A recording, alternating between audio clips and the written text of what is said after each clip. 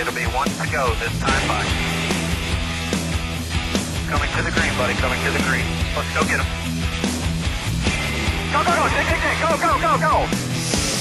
Get your motor running. Head out on the highway.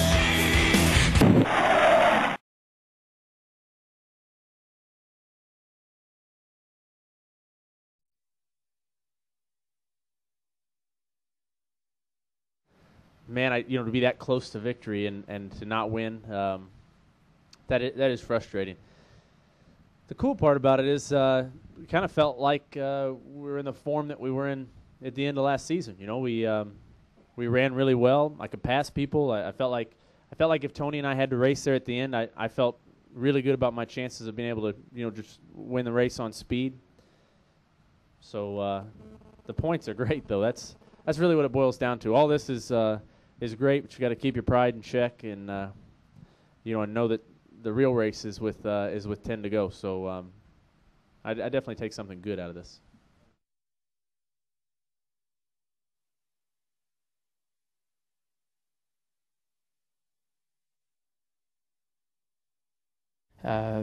There at the end there, we had an awesome pit stop. I mean, our guys been doing such a great job all year, and come in second and come out with a lead like that. I mean, that was really the turning point for us there at the end. And once we got that lead and we're able to hold Carl off, they went into fuel mode and tried to conserve. And as soon as we got a little bit of a lead, we were able to do the same thing. So, it's just at that point listening to Darien, and he knows what pace we need to run, and he just kept backing me down when I'd get going too hard or too quick. He would tell me he needed more, and we'd slow down a little more. So you hate to have to kind of be in that situation, but unfortunately that's a theme here when we come to Pocono a lot of times, with it being such a large track like this.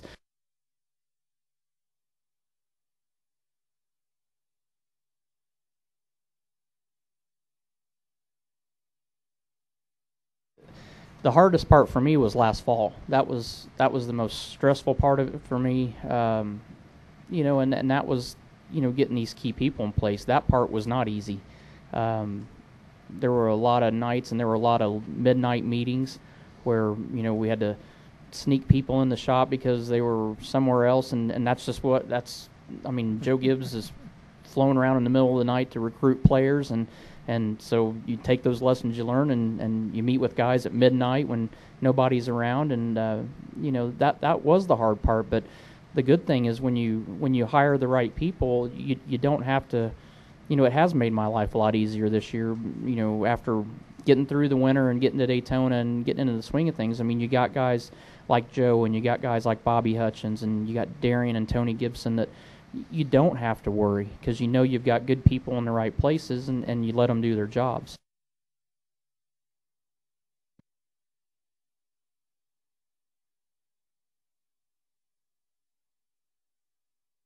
And actually, the majority of those guys were the old 66 team Haas pit crew.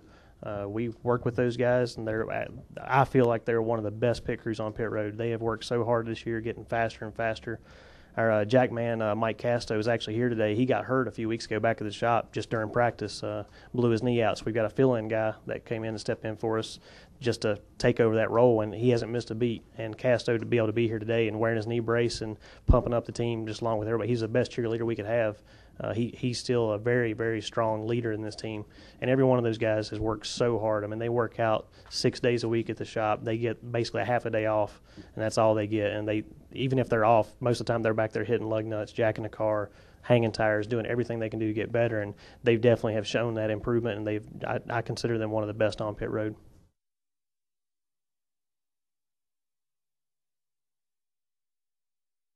This is NASCAR Newscast. Tony Stewart started from the rear of the field and drove all the way to the front of the pack on Sunday to take the checkered flag in the Pocono 500 at Pocono Raceway. Stewart's primary car was damaged in a practice session incident on Saturday, and he was forced to a backup car and to start Sunday's race from the back of the starting grid. But he was able to work his way to the front In the end, used fuel conservation to score his first points race win as an owner-driver for the Stewart Haas racing team. For the first time as an owner-driver, Tony Stewart brings the Office Depot Chevrolet to victory lane. Tony Stewart has won for the first time as an owner. He does so in Pocono in front of Carl Edwards, who comes home second, David Rudem in third, Jeff Gordon fourth, and Ryan Newman is fifth. You know, there at the end there, we had an awesome pit stop. I mean, our guys been doing such a great job all year, and you know, come in second and come out with a lead like that. I mean, that was really the turning point for us there at the end. And you know, once we got that lead and we're able to hold Carl off, you know, they went into fuel mode and tried to conserve. And as soon as we got a little bit of a lead, we were able to do the same thing. Stewart became the first owner-driver to win a Sprint Cup Series event since Ricky Rudd went to victory lane at Martinsville Speedway in 1998. Carl Edwards, who last August won the Sprint Cup Series race at Pocono, came home second for Roush Fenway Racing. Man, you know, to be that close to victory and to not win, that is frustrating.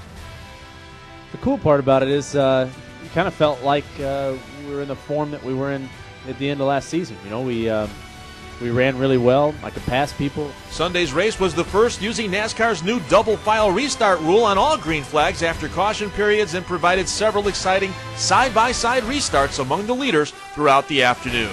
Stewart leads Jeff Gordon by 71 points in the standings as the Sprint Cup Series heads to Michigan International Speedway next Sunday afternoon. This is NASCAR Newscast.